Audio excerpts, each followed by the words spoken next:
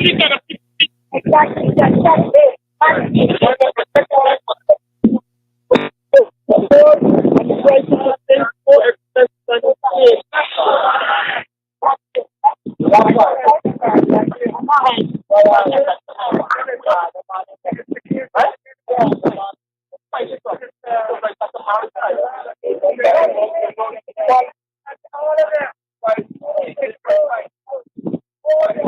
afternoon.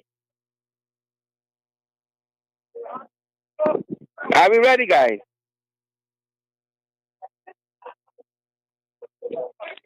And welcome,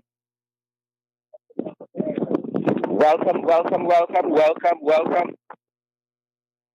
Welcome to our international podcast, Below the Belt, wherever you're joining us from.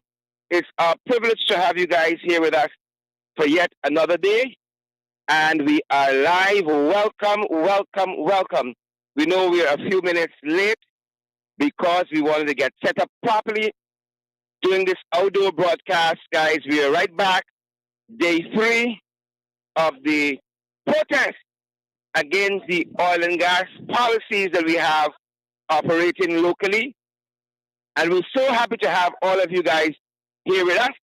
We're going to be joined a little later on by the one and only Mr. Lincoln Lewis, a union leader. We're going to be joined by some other folk out here. Things are heating up here, guys. Things are heating up. The guys are talking, chanting, lifting all of the issues. I'm approaching a guy, red T-shirt. He says he's demanding a 50% increase on the royalty. That's across his T-shirt. He has a placard in his hand that reads, "The oil companies are killing our oceans. Stop them." Strong words, guys. Again, we are happy to be here. This is our 3rd day out here. Folks, I see Mr. Hamilton Green, former Prime Minister, former Mayor of Georgetown.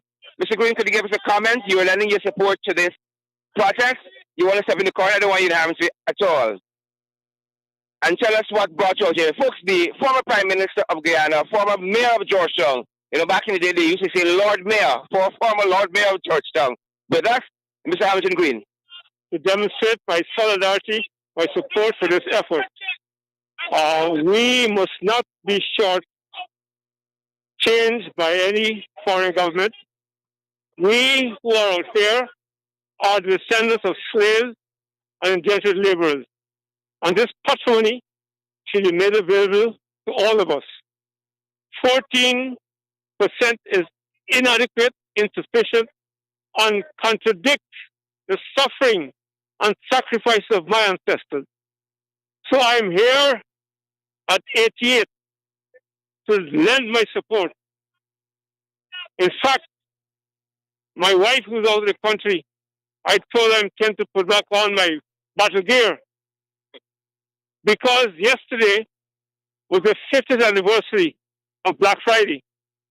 And I was out there as a soldier fighting against inequality, injustice, and madness by the PP government. What bothers me, this government seems to have moved away from the underpinning socialist philosophy of Dr. Jagan. His ashes must be burning again. They have become super capitalists. As I have written, we don't mind the company making money. That's what they're there for. But there's a limit to everything. Let us get, it's the worst deal we've had. And I'm not anti-PPP. I spoke to those in the coalition government that is very careful. I warned both sides, I've written both sides. President Jagdeo, the leader of the opposition, Ramjatan. I said to them, in issues such as this, unless we get together as a political force, we will be shafted, and the old imperial policy of divide and rule is in place. If the two groups got together and set the Excel and the other giants, we are speaking for 99% of the Guyanese people. They are bound to listen. But what those idiots are doing, they don't speak for more than half of the population. And those people have the experience hundreds of years ago of separating us. That's why slavery lasted so long. We have to learn from Kofi, Accra, Pamela, and Damon. And our leaders are not learning. I hope they will listen to me. I've written to them, as I said, saying to them, prepare to facilitate a roundtable discussion. So when they go to these giants, they will speak on behalf of all Guyanese people. And I said forward in a letter which I think was published today, poor people got nothing to lose, and they must not tempt poor people. I've been through this 50 years ago, and I hope that they are listening. They have not included Trinidad, for example. Trinidad is 50th in the ranking of oil-producing countries. Ghana is 49th. They've got Ghana for obvious reasons. They want to put on a face. They don't want to take to Dr. Rowley. Rowley has a similar problem with ours. And remember, years ago, when we had a similar problem of people trying to exploit the oil in Trinidad, Eric Williams told him, oil don't spoil. Today, those poke duckers who sacrificed to go over the rapids must again be crying shame on this government. All the gold, we are getting about 10% of the harvesting. First of all, because we're not sure what those figures are. Present figures are some good. But I told my family, all that talk about progress, they can't even give us a decent report. The Mandela Road can't finish completely yet. These are the people, the competence, the sincerity to run this government? I don't think so. So I'm out here, and I'm appealing to the young men and women of this country. Come out and support this thing. Because when that oil is dissipated, we will be left with nothing. I saw some years ago a vehicle passing with a large set of logs. I've never seen it in my life. Bison link pull out logs with a root. So what you're going to have left there are holes for crocodiles and unmentionable people. I went to Madia the other day, and I had grown accustomed to go in the stream and drinking from the water. I couldn't put my boots in there now. Polluted by these people who are mining our gold. So that the young people, I talked to some of them yesterday, must understand that unless they struggle now, let us speak up now, all is lost. Thank you, sir. Thank you for your service to your country as well. Folks, the former Prime Minister of Guyana, former mayor of the national capital city of Georgetown, Mr. Hamilton Green, giving his views there, served his country well and as giving of his service. Good to have each and every one of you joining us. From around the world, I see Lincoln Lewis is here as well, and the trade unionist has a placard that reads, Guyanese demand equal rights and justice. He's lending his support as well. And I want to ask Mr. Lincoln Lewis, what has brought him out here as a lend support to the struggle? I am not lending support to the struggle. I'm a part of the struggle. I'm a part of the struggle because our Constitution gives us every citizen that right. Our Constitution speaks to inclusionary democracy. But our government wants to tell us that what we have is consultation and participation. It is not that. I am fighting for our Constitution to be respected to the elector. Decisions that are being made that impact the well-being of the citizens of this country must be discussed, agreed to, between and among all of us, between groups and among groups and all of us. And what we have a conference that is taking place where the representatives of, what we must say, the representative of half of the electorate are excluded.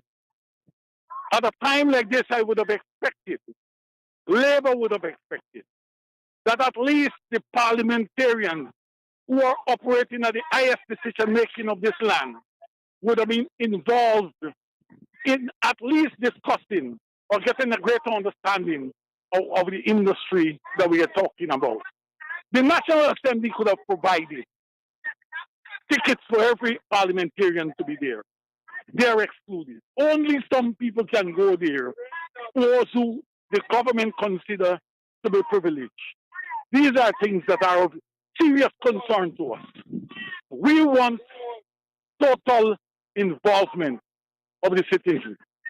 Apart from that, let me say to you, all the oil companies, they have a corporate and a social responsibility to this society. This society didn't start with oil. They must be held accountable. We must able to know what are their social responsibilities as they mine for oil and gas in this country. Those type of things are equally important to all of us. Apart from that, let me make the point that, as I said earlier, this is about involvement in the decision-making processes of this country. Civil society has been excluded also. Our position, which is Labour, the PUC makes it very clear to the president of this country that we want, as a starter, you don't sign agreement in our name, and we don't know what you sign. Take the agreement that was signed by Janet Jagan. Take the agreement that was signed by Raphael Trotman. Lay them in the National Assembly. Let us see what they are. Let us discuss them. Though in discussing them, that will form a catalyst upon which we are going to move forward in developing what takes place in the industry. These guys don't want anything to be discussed. All they want is to shove things down people's throats. We have to stop it. Coming out here is absolutely important that every citizen needs to join us. We can't take it like this thing belongs to them. We need to look at a number of other things. Since it was enshrined in this constitution in 1980, it was enshrined in the constitution about a regional system. We have not had the concomitant laws to empower the region, right? These are things that need to be looked at, right? How the region and the people in the region will benefit from this new process, from the proceeds of oil and gas. It's their friends alone. 50% of the people, the representative of 50% of the electorate, are excluded from what is going on. We can't run a country like this. We have to stop it. The time has come that we have to become indignant to what is taking place. We have to tell these people enough is enough. And you know what? We live in a society where they tell us you must respect the law. Even the media just tell you they want to highlight, oh, you're broken the law. But they're telling the people who hijack the law, right? And using the law to deny people their fundamental rights and freedom. These issues are important to us. We have to change it. We have to fight back. We have to fight back. I do not believe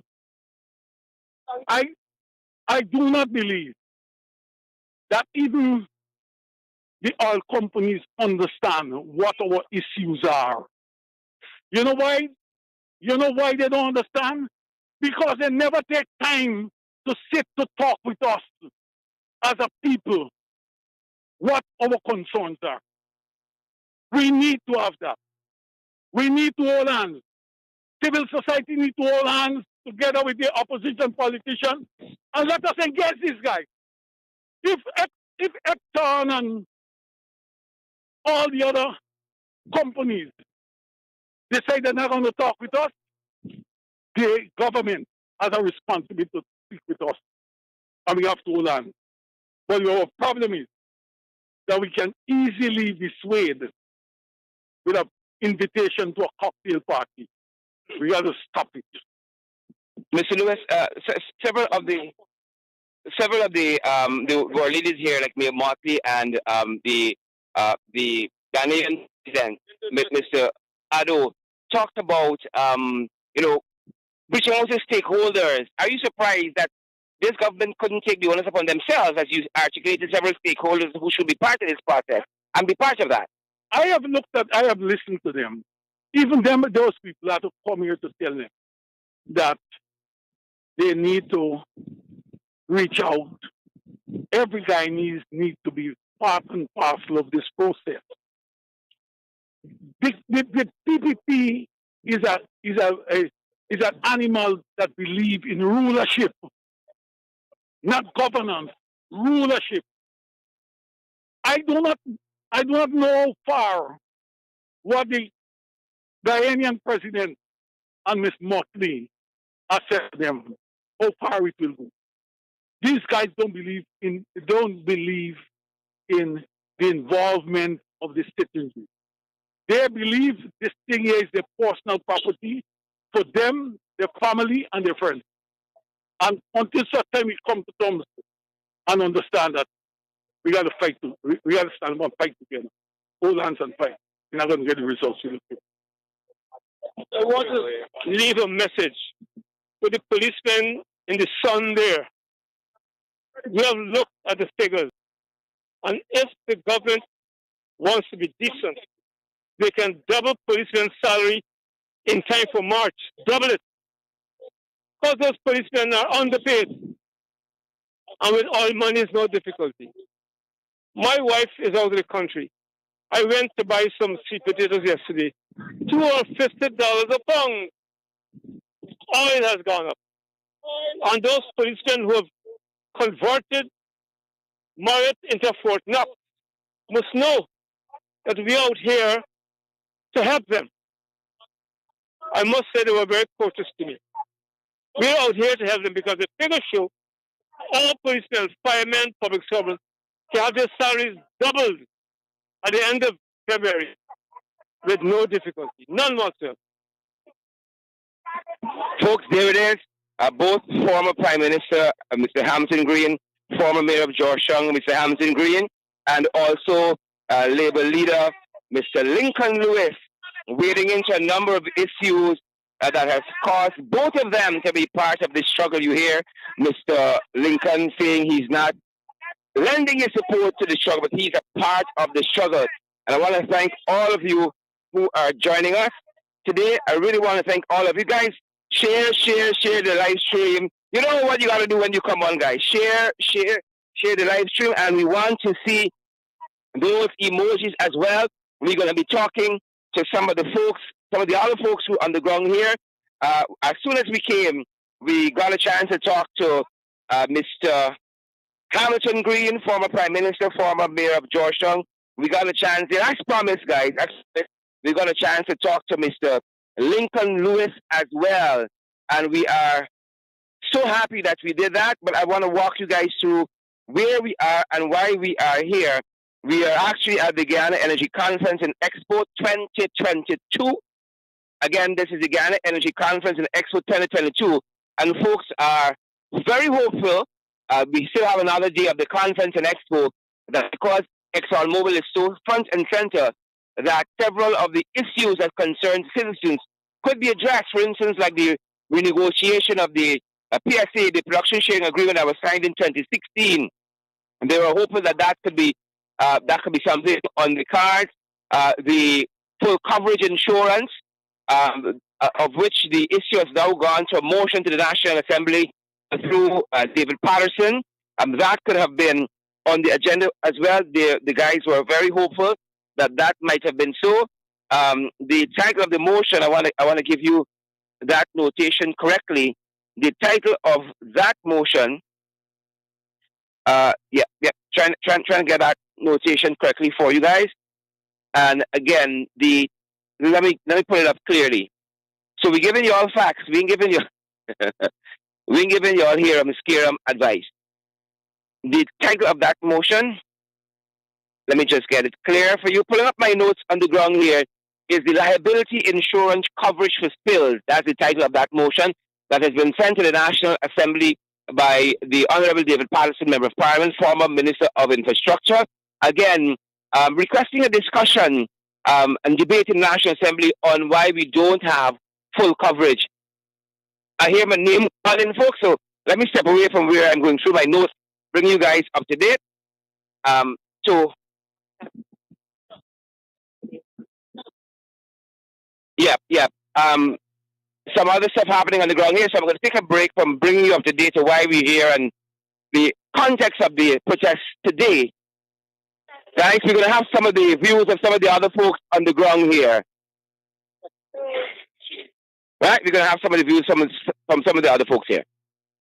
We are what might seem like a small group of people, of concerned Guyanese who have come together to let the world know, not just Guyanese, to let the world know that Guyanese are struggling. We live in a country that has been described as the second fastest growing economy in the world. Yet you have people who are living in the capital city who cannot afford to pay $100 to come to this protest, to let the governments know, to let the international delegations know that they are unhappy, that they are living like second-class citizens, like tenants in their own country, whilst their politicians try to hide them, try to hide their voices, try to hide these placards, try to hide these messages from the world. That has to stop. Guyanese are aware that the contract that they've signed for this oil is killing this country. It is bleeding this country. We have one ship operating, two now, and the traffic that we have in this country is a joke. It is ridiculous. It is stopping people from being able to go to school, to get to work, to develop themselves. Everything that the oil operation has done to this country has negatively impacted Guyanese, and people are aware of it. People are scared to have their voices heard. And the brave people who have come out here today want to encourage everybody else who might be sitting on the fence to stand up. Stand up for your children. Stand up for their futures. Stand up for your rights. Stand up to end this oppression. Guyana is not a colonial country anymore. We are an independent nation. We are a republic. And we deserve to be respected. If our leaders do not want to respect us, we will demand respect. And at every opportunity, the people of Guyana will continue to let their voices be heard. So, please speak to the people and hear their concerns, their valid concerns. And if the government does not want to pay attention, we will continue to make them pay attention. That's it. Thank you. Thank you very much. But first of all, I think that we need to give the people who are out here a big round of applause for standing up for Guyana. That's right. Yes. That's right. We have to stand up. And I continue to remain committed to the pledge of Guyana as a strong and patriotic Guyanese, as I continue to represent the rights of the people of this country. I've spoken to someone who was a delegate, or probably is still a delegate, at that conference. And I asked him yesterday, what was the purpose of the conference? He was unable to say that to me. He, however, agrees with us that the contract needs to be changed and we need betterment. Asked him, have you made any representation on behalf of us? And your view in there, he said, it is restricted, and the government restricting what should go on and what should not go on. Now, Guyana is over 50 years of being an independent nation, and almost 50 years of being a republic, which means we own control and direct our own future. Why should our Guyanese, our politicians, still treat us as if we are a colonial state? We refuse to accept this kind of treatment. It is clear that they intend to keep us in poverty, and this we are fighting very strongly against. We shall not, and again, we shall not sit quietly and allow them to treat Guyana as if it's a second-class or third-world country. We are a first-world country. We know what we have. We are bright people. We are intelligent people. We know what's up. we shall not continue to accept this level of lawlessness and this level of disrespect that they've bent on giving us. And I'm speaking to all the politicians across the board. All of them, even the ones sitting in parliament, they need to understand that we're not going to accept this foolishness any longer. If they're serious about working for Guyana and Guyanese, then work. If you're unable, or you're not willing, or you don't want to, get the hell out. Move yourself away. Let the right leaders get in the place and lead this nation to the promised land. We have way too much. We have way too much to be living as peasants. Way too much. I was fortunate to travel, and I see countries who just have oil doing for their people. We have so much more than oil. With a population less than 700,000 people, an adult population approximately 300,000, and this is what we have in? This is what we have in? This is disgraceful. I am happy, however, I've seen some other members of civil society. I've seen Mr. Lincoln Lewis. I've seen Mr. Yug Bahadia, and I hope that they're serious about what this is about. I'm so serious about Guyana because we are serious. And again, I repeat, in my closing, if you're not serious about Guyana, move aside. Move aside. Get aside. Let the right people take it and take it where it's supposed to be. Thank you very much. God bless you and God bless Guyana. Some of the voices of the protesters on the ground here, folks. Those of you who are listening to us from around the world. So I'll encourage every citizen who is present. Yep, one of the placards reading, pensioners need better pension. NAS old age, 100% increase. Thank you, ma'am. Another placard reads, when will Guyana have full coverage insurance? The oil belongs to Guyanese. Yep, another placard reads, the oil belongs to Guyanese. And yet another placard reads, Guyanese demand renegotiation of ExxonMobil contract. Folks, I see Mr. Yug Mahadu is here. I hope he's going to talk to us about why he's part of the struggle, according to Mr. Lincoln Lewis. Mr. Mahadu, I don't know if you're representing the Article 13 group or you're here in your own capacity. I am here in my own capacity. Good. So talk to us about why you're here in your own capacity. Thank you. Well, I'm here and I have a placard actually, and the placard is this page of the contract. Right? The signature page of the contract that tells us some of the criminal elements in this country. Aiding and abetting is also a serious charge. Right? Now, there are many things we could talk about. I want to use this medium to beg. I can go on my knees. Because, friends, all we got, the politicians tell us about being emotional. All we got is what we could raise for we picnic in this country. Nothing else. Right? And when one man sign away a contract like this, and another step going to say, it's okay, we got to defend this contract. Something wrong.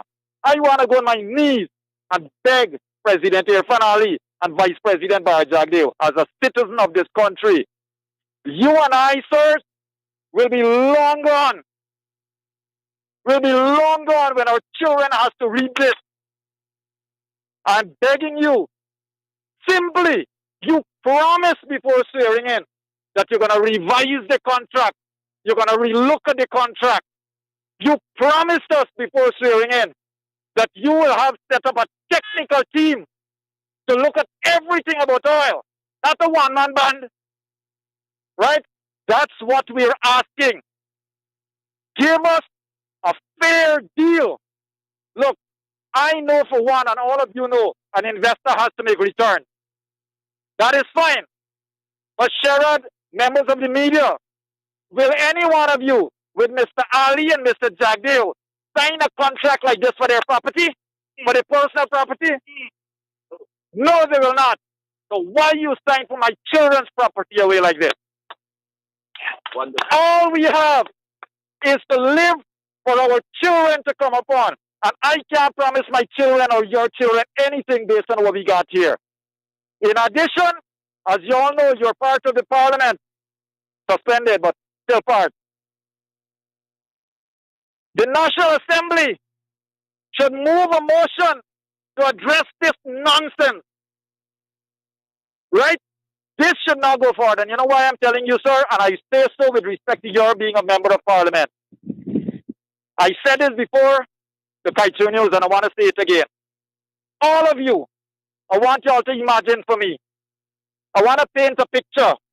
Imagine Bara Jagdeo, Vice President, Irfan Ali, President, Anil Nandalal, Attorney General, Chris Jones, Chief Whip. Imagine all of the National Assembly walking into Parliament with their hands in handcuffs and duct tape over the mouth. Can you picture that? That is what this contract has done to the entire National Assembly. They cannot pass any regulation or legislation that can affect Exxon's right under this contract. Where in this world are you going to have contracts being signed to that remove the powers of your National Assembly? Where is our sovereignty? What about our Constitution? What do we have of Guyanese left? So for me, it is not just a matter of how much Exxon is making. For me, it is a matter of sovereignty. When I'm leaving this world, for heaven's sake, what do I tell my children? That I was part of a generation that gave everything away, including your right. Because I tell you what, if you could do it once, you will do it again. And for that sake alone, I am here. Relook at this contract. Give back. Do not emasculate the National Assembly. Don't put them in handcuffs. We voted those people in the National Assembly. So they need to be empowered to do what they should do. This contract removes that right from our National Assembly. And if you remove a right from the National Assembly, you remove a right from each and every citizen of this country. So ladies and gentlemen, I am here to ask our president to please obey the laws of this country, follow your oath to uphold the Constitution, and let the Constitution prevail. Thank you. Thank you, sir. Thank you, Dr. Mahadio. A variety of views, myriad views, diverse views, very strong views from Dr. Yog Mahadio there concerning this contract and what should be done. Again, a lot of views out here. People are attacking this issue from various points of view. Some people just want, a better standard of living for themselves. As we read early on, one of the posters read, old age pension should be raised. A lot of issues are tied to a better contract. And again, that was Dr. Yog Mahadio making his voice heard. We also had the former mayor of Georgetown, former prime minister of Guyana, Mr. Hamilton Green. We also had Mr. Lincoln Lewis, a veteran, iconic trade unionist in Guyana, folks. And those are some of the concerns that are being addressed out here. Again, our last speaker there was Dr. Yag Mahadio. He's of course well known former GT&T CEO, and currently he's part of the advocacy group Article 13. And those are just some of the myriad views that are being expressed out here.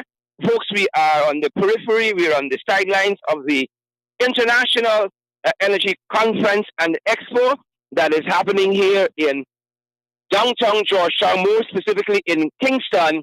We are just outside the Marriott, sandwiched between the Atlantic Ocean to the north and the lighthouse to the south, folks. And again, lots and lots of views are being expressed out here. Just yesterday, the Honorable David Patterson will have submitted a motion to the National Assembly that is aptly headlined. It is liability insurance coverage for spills. Folks have been asking as one of the issues they're out here for full coverage insurance in case spills happen, any disaster related to the oil and gas industry. We shouldn't be left unguarded. We shouldn't be left insecure because we don't have insurance that sufficiently covers whatever might lie in the future where the oil and gas industry is.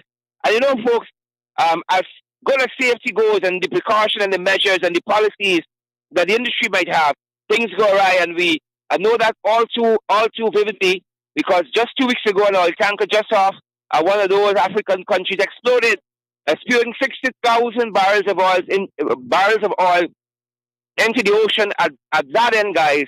And it is insurance and full coverage insurance goes to the heart of such issues, which guard against people feeling the penalty unduly. Because if now we have something like that happens here, and then we got to go and pay for that out of pocket for cleanup and damage to your neighbors and all of that, folks, we could be left holding a very, very, very, very big bag, a big bag of problems, a huge bag of problems we are going to be left holding. And so, guys, the full coverage insurance is just one of those issues that the people have been advocating for and agitating for as we've been out here now 3 days into this conference.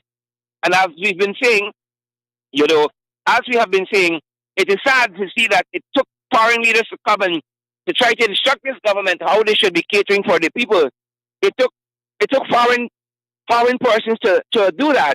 For instance, the president of Ghana, Nana Akufo-Addo, the president of Ghana, he said to the Guyanese people, no matter how high its return on value is, it is not worth it if the interests of some or a majority of the stakeholders are not properly represented and they are left impoverished and dissatisfied. Again, just asking for people to be able to have a good standard of living. This oil is not just for a few persons. It is not. It is not. We had our neighbor, Mr. Chandrika Prasad Santoki of Suriname. Mr. Santoki said we must be responsible, calling on the Guyanese people and leaders to be responsible. He said, in our reproach, and certainly develop our oil and gas resources in an environmentally friendly and sound manner. We had the opposite here. We see the mowing down of, acres, close to 50 acres of mangroves just to put the shore base. Folks, that definitely cannot be in the interest of the environment. President Santoki of Suriname went on to say that human activities, including fishing, shipping, or exploration of maritime or marine resources, are rapidly developing, and we got to be responsible. We got to be responsible. It cannot be money over human lives. And that is just at the one end. Our other neighbor, a little further off, Mia Motley of Barbados. Mia Motley speaking at this very energy conference and expo says that I believe that your country Guyana, our Caribbean country Guyana, has endured much. You cannot move from being a highly indebted poor country to where you are today without being given the opportunity to bring along your people who have suffered the indignity of that poverty for decades. But secondly, without being given the opportunity to participate globally in the discussions that will affect your ability to manage and develop your people. And I trust and pray this conference will trigger that into the national conversation again. The people are at the center of all that. Mia Motley of Barbados, Chandrika Prasad Santoki of Suriname, President Nana Akufo-Addo of Ghana, all that they've said to us, the people are at the center, the people are the stakeholders. They must benefit. It isn't worth it if you got some stakeholders who benefit and the majority of others who don't.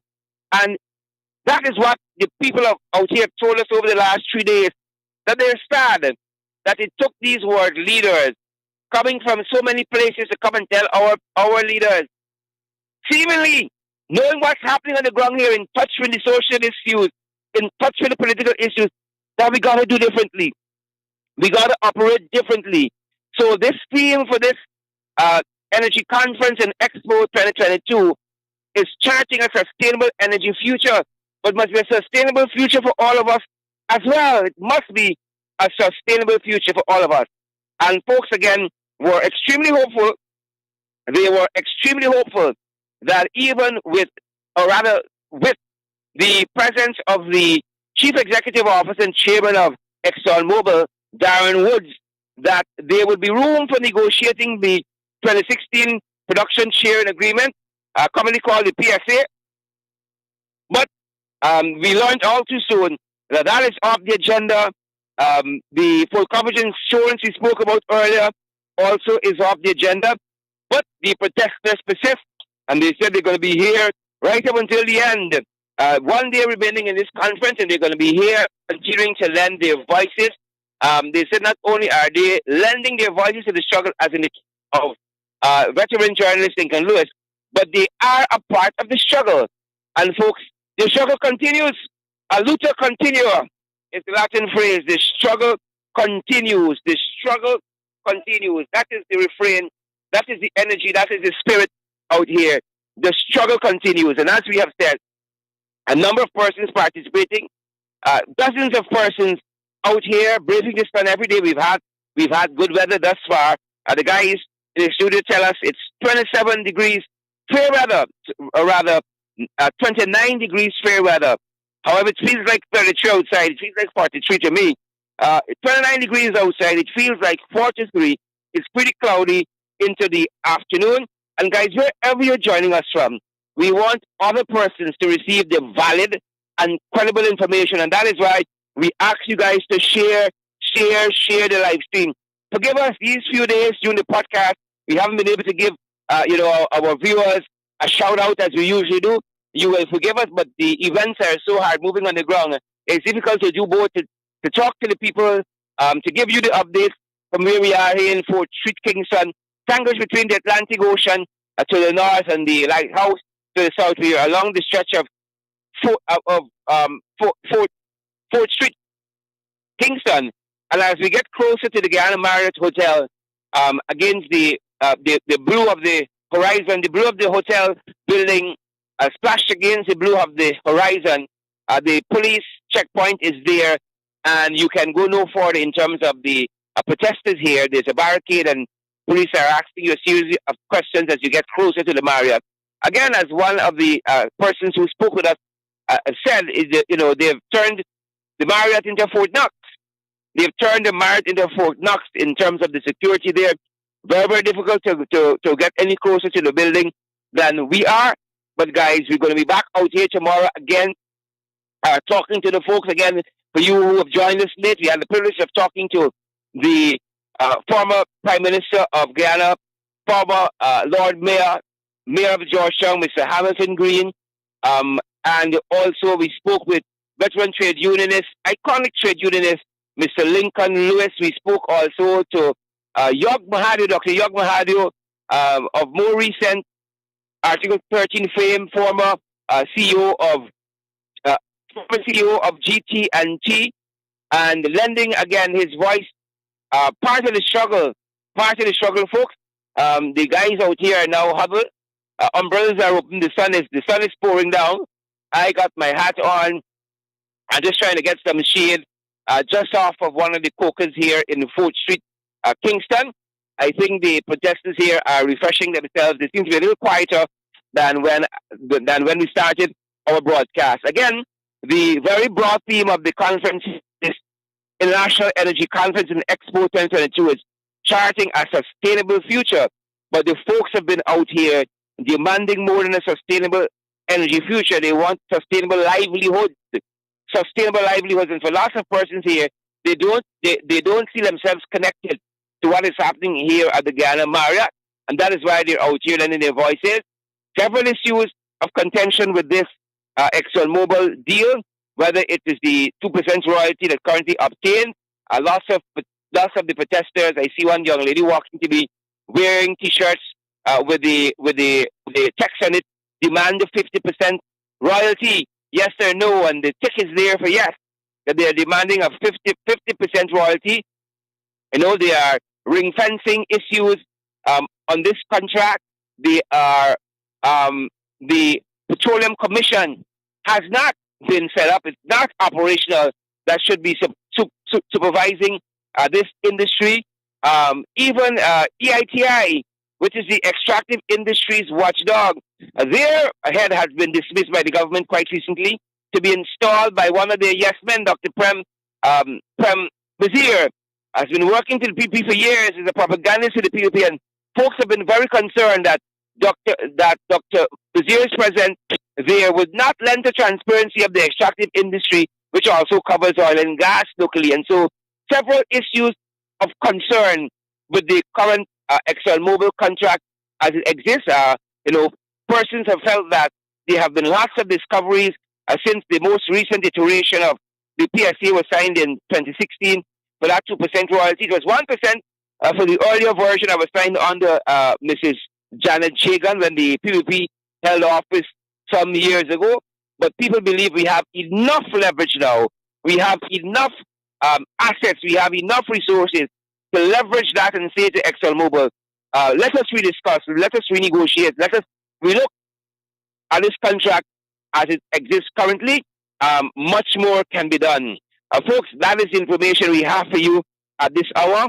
Again, the conference has another 24 hours in it, life cycle, and the folks out here are very, very insistent that they're going to continue to be out here. They're going to continue to make their voices heard. Again, they're huddled at this time, perhaps a little repose after being out here for hours in this, as the weather tells us, in this 29 degree weather. It could be 49 easy or even 69. It's very hot out here, guys. But weather.com, our favorite place to keep in touch with the weather, tells us it feels like 33. Am I getting that right? Yeah, it feels like 33. It's 29 degrees outside, but it feels like 33. A brilliant, beautiful sky forms the backdrop across the Atlantic Ocean. And if it were not for the some of the white borderings of the windows of the Guyana Marriott, it could easily fade into the distance and you not even notice it was there. Good sunshine for protest, guys. And I never saw a protest I didn't like. And so we're out here lending our support in the struggle as well for betterment for our Guyanese folks, for betterment. And guys, again, our apologies.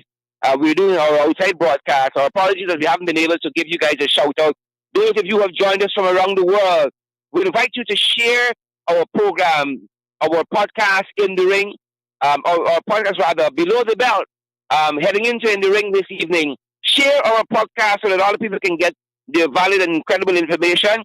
And when you guys partner with us in the way that you do, in the way that we invite you to, this is what it helps us to do, to bring you the valid and incredible information, to continue to be on the forefront of all that is happening in Guyana and surrounding Guyana, and as of interest, that is of interest to Guyana, and keep bringing you the information, keep bringing you the news, keep bringing you all the things you need to know as pertains to what is happening. Again, folks, this is the International Energy Conference in Expo 2022. We are on the apron, we are on the periphery, we are in the foreground of the Guyana Marriott where that conference is taking place. Among the protesters, with the protester, a protester, myself, looking at this deal that we've had and asking for betterment, asking for reconsideration on a number of issues as regards renegotiating this contract, as regards looking at issues perhaps of ring fencing and full coverage insurance. We didn't talk yet about the Natural Resources Fund and how the government has already spent all the money that is supposed to be available for future generations, in addition to doing projects currently. They've gone with all of that, and the board hasn't even been constituted. The committees that look at the projects the money supposed to be spent on hasn't even been constituted. The board that signs off on the spending has not even been constituted, but the money has already been siphoned off to aid this budget. But even with the biggest budget ever, people again do not feel that they have been given a fair shake, that there's anything in this budget for them, and that is why you have had heavy resistance. Folks, things bad here. We can't lie. Things are bad. Prices are going up. You heard speaker after speaker address that. Things have gone up. People say it. Even dog food have gone up. You can't even buy the scraps anymore. Everything has gone up, right? We're saying almost on a daily basis. Oil fine, new well. You know, we've just gone into the second phase of production. Second oil. Folks, more oil, more than Trinidad can produce, better quality. We're making the money, and yet people are still very, very impoverished, to use the word of Nano, the president of Ghana, to use his words. The sun getting to me out at this point. The president of Ghana, Nana Akufo-Addo, The people cannot be impoverished and dissatisfied. We got all this wealth, all this mineral rights, and we only talking about oil and gas thus far. We got all these resources in this God-blessed country, and yet people are so dissatisfied. People are hungry. People are crying out for help. But who will hear them if not us? Who will hear them if not us, folks? So before you go, we know lots of you wanted to be on the ground here. Lots of you may be in the diaspora. Lots of you might be in the various parts of the country. But we ask you guys to help others to receive the valid and credible information. Share the live stream. We want to see those emojis as well, guys. We want to see that. We want to see that. Share the live. Not just come and consume the information and then you're gone. Don't just come and eat at the table. You may say thanks. Guys, it was our privilege again to have each and every one of you. And again, our apologies that we weren't able to give you guys the shout out in our usual fashion, person after person. But we're so grateful to have each and every one of you. You guys make these programs what they are. You guys make this program what it is. And we're so eternally grateful. Again, the invitation is there for you guys to partner with us so that we can continue to bring you more programs like this. From Ground Zero, from the battleground, we heard Mr. Hamilton Green, former Mayor of Georgetown, Prime Minister of Guyana, say he's tempted at 88 to go and put on his battleground. They're going to put on his battle clothes. How is battle ready? And I'm encouraged by that we got to do what we got to do. The younger generation, on the forefront, boots on the ground. This is what it means. Boots on the ground. And we're so privileged we have had each and every one of you with us for the last close to an hour, I think. Share the live stream before you go. And guys, you're in our fast. I'm seeing some of those names even now flash before me. You, our valued and treasured viewers, you know, guys, you are the heart of everything that we do. We love what we do, and we're happy that we're empowered by you guys to do even more. Thanks for joining our international podcast. Thanks for joining us from around the world, guys. We are going to let this suffice for today. Again, we're on the periphery of the International Energy Conference and Expo here in Kingston, Georgetown. We're in front of the Marriott, a little way off, yet in front of the Marriott, between the Atlantic, where the Marriott is almost at the tip of Kingston here, and the Guyana Lighthouse. To the south, we're just on 4th Street, making our voices heard. Good to have each and every one of you on the podcast today, guys, and we hope that lunch was great at your end. We hope the weather is fine as well, and that even if it isn't so, that we make the best of the situation until better can be had. From Kingston, Georgetown, from downtown Georgetown, the national capital city of the oil-producing Republic of Guyana, we bid you farewell until we meet again this evening in the ring, and then we're back for FYI in the morning, our morning program. And then sooner, just a hop and a skip of hours, we're going to be back below the belt, folks. So thanks for joining us. It's a privilege having each of you here. Ensure you share the live stream before you go. Ensure you smash that emoji button before you go. And also partner with us. Thanks for joining us. That's our broadcast from 4th Street, Kingston, outside the Guyana Marriott, where the International Energy Conference and Expo is on the way. Thanks for joining us, guys. Stay safe wherever you are. Stay safe.